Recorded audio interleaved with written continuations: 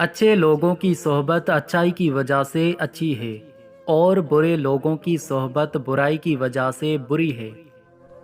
عالم وہ ہے جس کی نظر قسمت کو پرکھ سکتی ہو۔ علم وہ ہے جو آفتاب کی طرح طلوع اور پھر عالم کو اپنی روشنی سے منور کرے۔ زندگی کا سب سے اہم لمحہ وہ ہے جب انسان اپنی خواہشات پر قابو پا لیتا ہے۔ دنیا میں دو باتوں سے بڑھ کر کوئی بات نہیں، پہلی عالموں کی صحبت اور دوسری بڑوں کی عزت۔ عبادت اور ریاضت میں سب سے بڑا فرق عاجزی ہے۔